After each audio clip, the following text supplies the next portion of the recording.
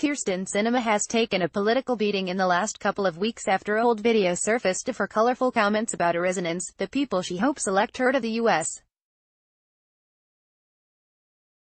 Senate. Over the past several years, people have watched what was happening in Arizona, and been like, damn, those people are crazy, Sinema says in the 2011 video of her speech before a group of Texas Stonewall Democrats. In the same video, Sinema refers to the fabled 5 C's Arizona school children used to be taught about the state's economic drivers: copper, cattle, cotton, citrus and climate, but I would add a 6th C, she said in the video. It's called crazy, because that's what's happening in my state, is pure craziness. Pure craziness. On Wednesday, Sinema's political foes released another old tape they found of her using the joke during a speech. See below. Crazy is in the eye of the beholder, of course. Thing is, most longtime residents would probably agree with Sinema, especially when it comes to politics. But while Sinema probably meant to refer to Republicans exclusively, Arizonans know their brand of nuttiness comes in both red and blue. Here's a quick rundown of our state's top 10 craziest politicians. State lawmakers. A few get flushed out every year while others swim in. But for more than 100 years, and certainly for the last few decades, this less than esteemed legislative body has provided rich fodder for humorists and media pundits. Its Republican majority habitually infuriates liberals who constantly question its members' sanity. The group topped Alternate.com as the 10 craziest state legislatures in America post in 2011, for example.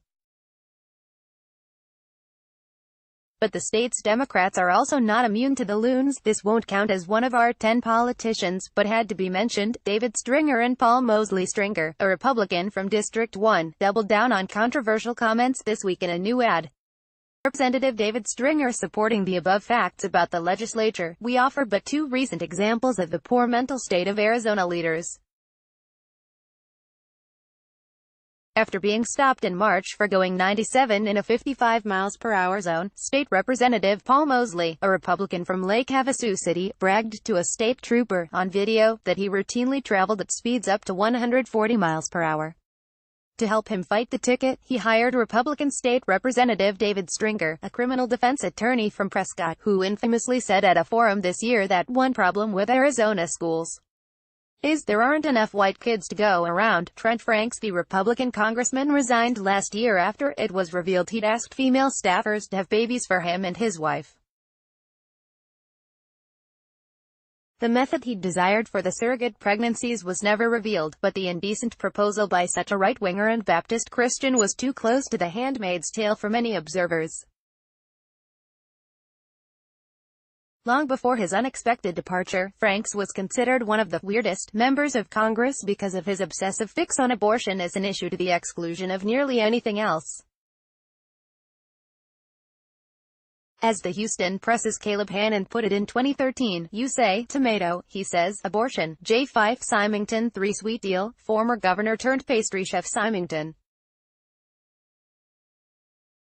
Renee Millett, the former Arizona governor, a Republican, resigned from office in 1997 after being convicted of bank fraud, then saw the convictions overturned in the U.S. Ninth Circuit Court of Appeals. President Clinton pardoned him of the federal crimes in 2001, possibly because Symington once rescued Clinton from drowning. Then Symington switched careers and became a chef. Now he's thinking about running for the U.S. Said in 2020, what a crazy idea. Jane Hill, what's crazier than accidentally spending $200 million of Arizona's hard-earned taxpayer dollars for no good reason? Possibly nothing. And Governor Jane Hill made it happen. Old-timers will recall that the bill promised that the state would pay half the cost of a new, full-size vehicle if it were converted to run on natural gas or propane in addition to gasoline. Lawmakers left out any requirement to actually use the alternative fuel, and passed the bill. Staffers failed to do their job and didn't notice the program had no cap. Hull signed the bill like a neglected toddler with a crayon. Then all madness broke loose, and state lawmakers spent months reining back the program to keep it from bankrupting the state, ultimately keeping the damage to about $200 million. Jeff Flake, the outgoing U.S. Senator, is more true to his last name than flat-out crazy, but his political vacillation and faux liberal positions aren't good mental therapy for Arizona. He became a hero to Democrats around the country with his impassioned speech last year against President Trump, saying among other things, "We must stop pretending that the degradation of our politics and the conduct of some in our executive branch are normal." Yet 538.com shows the Republican voted in line with Trump 84% of the time. He held up the Brett Kavanaugh Supreme Court confirmation with apparent concern for the alleged victims of the then nominee. But when a lump FBI investigation produced nothing new after a few days, Flake voted to confirm Kavanaugh. Joe Arpaio. This list would not be complete without a nod to the king of crazy in Arizona, Joe Arpaio. For much of this megalomaniac's reign as Maricopa County Sheriff from 1992 to 2016, it seemed like he was half the reason Arizona made the national news so much. Whether it was his publicity-seeking, Joe shows, his obsession with then-President Obama's birth certificate, raiding resources to fund his anti-immigrant pogroms, or claiming he would accept a blowjob from Donald Trump, Arpaio has helped lead the way for that sixth C. Janet Napolitano. Doug Heschler. Which Democrat from Arizona helped deport more immigrants than Donald Trump? That would be former Governor Janet Napolitano.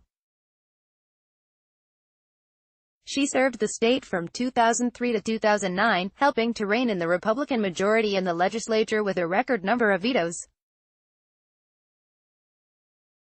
Then she abandoned her post halfway through her second term after Obama offered her the job of Homeland Security Secretary. She proceeded to help give Obama the title, Deportee-in-Chief, overseeing the eviction of more than 1.5 million undocumented residents from the country. Most had been found guilty of minor crimes. Her resignation in 2009 literally handed the governorship to the Republican Secretary of State, Jan Brewer, who soon signed the infamous Anti-Illegal Immigrant SB 1070 law. Napolitano loves Arizona so much that she never came back. She's now the president of the University of California system. Label her crazy like a fox. Ev Mecham. Short Mecham era was among Arizona's craziest, politically. The Republican owner of a Pontiac dealership narrowly won the governorship in a three-way race in 1986, denying the post to either the more qualified Democrat, Carolyn Warner, who died just last week, or the independent, Bill Schultz. Nearly every day during his 15 months in office, Arizonans would wake up to the news that Mecham had said something that would even have made Trump cringe. Black kids were pickaninnies. Japanese tourists' eyes got round when thinking of Arizona golf courses. Supporters of a recall drive were helped by a band of homosexuals. One of the first things Mecham did as governor was to abolish the state's official Martin Luther King Jr. Day. Mecham was impeached and removed from office while under felony indictment and facing a recall election. Allegedly, he had loaned his car dealership tens of thousands of dollars from his campaign funds. He was later exonerated of crimes after a jury found him not guilty on several felony counts, leading some to say he was railroaded for his politically incorrect ways. He died in 2008. Kyrsten Sinema should know about crazy Arizona politicians. She is one. Her supporters aren't that wrong about her radical past. The former Green Party spokesman championed Ralph Nader for president in 2000, wore a pink tutu for an anti-war protests, then switched to Democrat and became a near-Republican congresswoman whose votes align with Trump's positions 60% of the time. Because of this blue dog political stance, she stands a good chance of winning in November against Republican Martha McSally and ironically might cause red state Arizona to help flip the Senate to blue. Only in 6 sees Arizona, right? The list could go on and on. Correction, this story has been updated from the earlier version. We fudged Paul Mosley's first name, and Arpaio was first elected in 1992.